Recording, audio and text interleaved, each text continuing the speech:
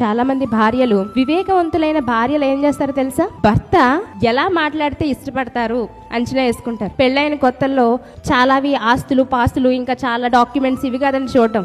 భర్త యొక్క మనసును చదవాలి ముందు. ఒక్కొక్క పేజీ, ఒక్కొక్క లైను, ఒక్కొక్క మనస్తత్వం, ఒక్కొక్కటి చదువుకుంటూ వాళ్ళని అర్థం చేసుకుని ఎలా మసులుకుంటే వాళ్ళకి ఇష్టమో ఫస్ట్ వివేకవంతురాలు ఏం చేయాలి? వాళ్ళ మనసు తెలుసుకోవాలి. కొంతమందికి కొన్ని మాటలు మాట్లాడితే ఇష్టం ఉండదు. సో నా భర్తకి ఈ మాట మాట్లాడితే ఇష్టంగా ఉండదు కాబట్టి నేను ఈ విషయంలో జాగ్రత్తగా ఉండాలి.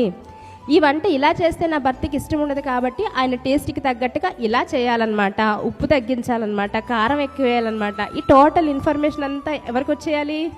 భార్యలకు తెలియాలి. అప్పుడు భర్త స్పందించే స్పందన మారిపోతుందా లేదా? అవునా?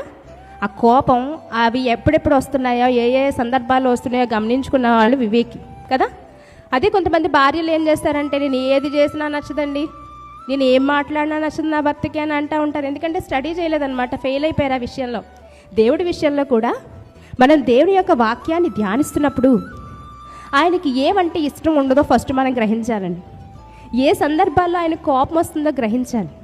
ఏ సందర్భంలో ఆయన విపరీతమైన కోపము లేదా బాధ పడుతున్నారో గమనించాలి.